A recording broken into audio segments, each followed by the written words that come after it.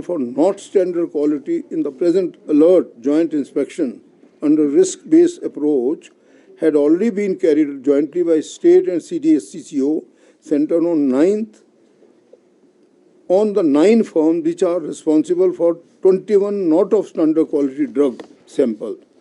और इन सबको show cause notice along with the direction of recall of drugs in question are being ensured to all the defaulting firms.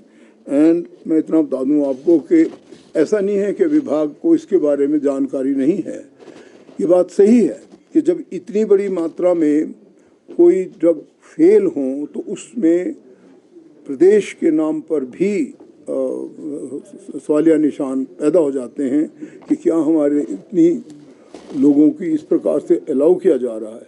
इसमें कुछ एक चीज़ें समझने की हैं कि जो कुछ इंटरनेशनल मार्केट में कैसा मैं अंदाज़ा लगा रहा हूँ, जिसमें भी आई मे बी रॉन्ग, कि मैं समझता हूँ कि जो बाहर के देश होते हैं they are very particular.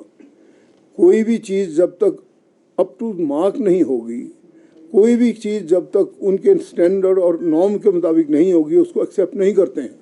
That is a fact. और वो एनफोर्स भी करते हैं और वो करना भी चाहिए।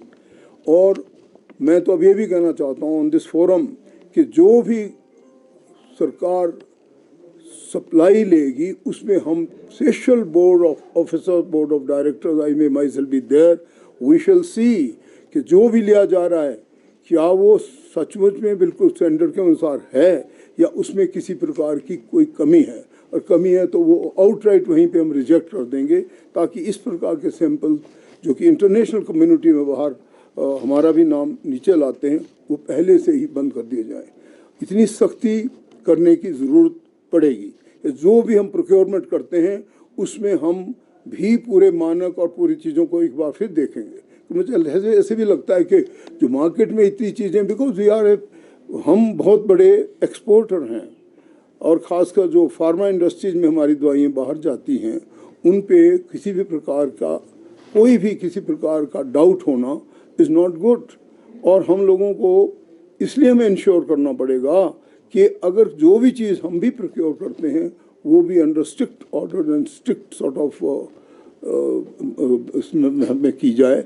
और हम तो समझते हैं कि भाई जब इतनी चीज़ें फेल हो रहे हैं तो उसमें बहुत सी चीज़ें देखनी पड़ती हैं, बहुत सी रीज़न भी होते हैं, कई बार बहुत से टेम्परेचर वेरिएशन भी होते हैं। टेम्परेचर वेरिएशन हर एक जगह के अलग अलग होते हैं, कहीं पे वही चीज़ ठीक होगी तो वही चीज़ आगे गलत भी हो सकती है।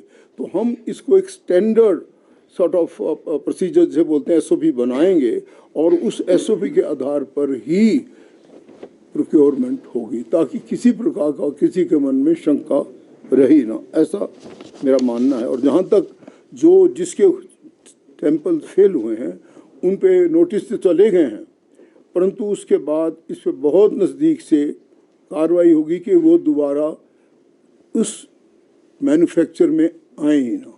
दे will not be allowed at all to start any manufacture of drug in the state of Himachal. अभी कुछ पूछना